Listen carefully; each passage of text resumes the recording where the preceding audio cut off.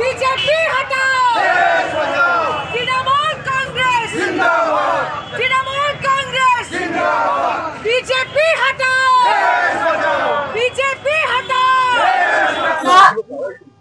বিগত প্রায় লোকসভা নির্বাচনের আগের থেকে করিমগঞ্জ জেলাতে তৃণমূল কংগ্রেসের কাজ চালিয়ে যাচ্ছি এবং আমি দেখতে পেরেছি যে করিমগঞ্জ জেলায় বা শ্রীভূম যাকে নতুন নাম দেওয়া হয়েছে এই জেলাতে বিজেপির বিরুদ্ধে কোনো আওয়াজ নেই। আজকে আমি ফেসবুক বা আপনাদের চ্যানেলে দেখতে পারি অনেক নেতারা বিরোধী দলের মিটিং করছে, মিছিল করছে, সভা করছে, কিন্তু এইগুলা হলো সব নমিনেশন পাওয়ার খেলা।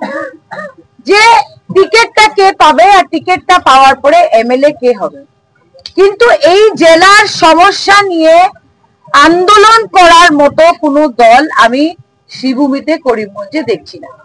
তো পরিমল বাবু, আমাদের আব্দুল রশিদ সাহেব সহ সবার সঙ্গে আলোচনা করে আমরা 21টা দাবি আপাতত সামনে রেখে একটা ছোট্ট ধর্ণা দিয়েছি মিছিল করে করিমগঞ্জ শহরের মধ্যে থেকে, এবং আমরা আশা করছি যে 10 বছর যে ডাবল ইঞ্জিন সরকার ছিল সেই সরকারের বিফলতা আমরা এই জেলার জনসাধারণের সামনে তুলে ধরতে চাই। আমরা প্রায় দেখি যে আসামের মুখ্যমন্ত্রী ডক্টর হেমন্ত বিশ্ব শর্মা আসেন, নেতা মন্ত্রীদের নিয়ে মিটিং মিছিল করেন, ভাষণ দেন আর চলে যান। কিন্তু প্রশ্নটা হলো যে প্রতিশ্রুতিগুলা বরাকের 3টা জেলায় ডাবল ইঞ্জিন সরকার বিজেপির 2016 ভিশন ডকুমেন্টে দিয়েছিল, কয়টা প্রতিশ্রুতি রাখতে পেরেছে? ওরা বলেছিল যে বরাকের ছেলেমেয়েরা বরাকের সরকারি দপ্তরে চাকরি পাবে।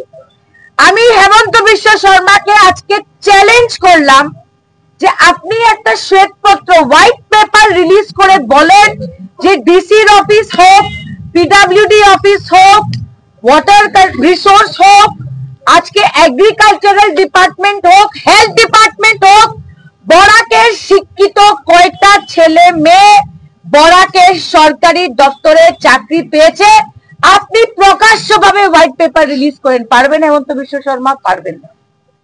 2 নম্বর কথা, আমরা দেখতে পেরেছি যে উনি অনেক বড় বড় প্রকল্প রিলিজ করেন, যে আমি শিলচর টাউনে 1000 কোটি টাকা দিচ্ছি, আমি বড়াপানির থেকে বরাক ভ্যালি পর্যন্ত 25,000 কোটি টাকার রাস্তা তৈরি করছি। কিন্তু গ্রামের ভিতরে গেলে আপনারা দেখতে পারবেন, এবং এই যে আমরা হেঁটে আসলাম আজকে নেতাজির স্ট্যাচুর থেকে ডিসি অফিস পর্যন্ত, আমরা দেখতে পেয়েছি যে রাস্তার ভয়াবহ অবস্থা। জমা জল নিয়ে করিমগঞ্জ শহরের মানুষ আমাকে প্রচুর ইমেল করে যে জমা জল কি করছে, কি সমাধান করেছে বিজেপির ডাবল ইঞ্জিন সরকার? সব বিজেপির নেতারা যারা সিন্ডিকেটের টাকা দিয়ে বিজেপির পকেট ভরেছে ওরা বিজেপিতে উঠে এসছে।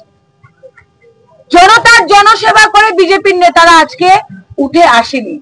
আর যে সবচেয়ে পুরানো দল আছে ওদের সব নেতারা খালি টিকেটের দৌড়, কেউ গৌরব গগৈর পিছনে, কেউ জেনারেল সেক্রেটারি, আমি জানি না কে কে আছে ওদের পিছনে, কিন্তু জেলার সমস্যা নিয়ে কেউ কিছু বলে না।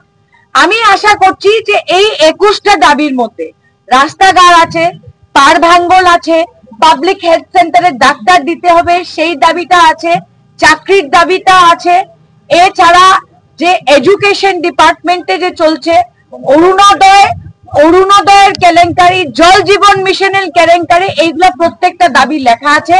আমি দেখতে চাই যে বিজেপির কোন নেতা কোন মন্ত্রী এই দাবিগুলোর সামনে রেখে, এই ডিমান্ডগুলোর সামনে রেখে পয়েন্ট ওয়াইজ আপনারা আমাকে জবাব দিন।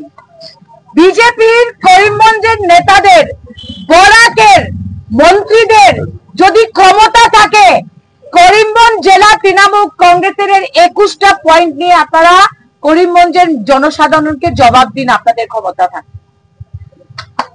থাকে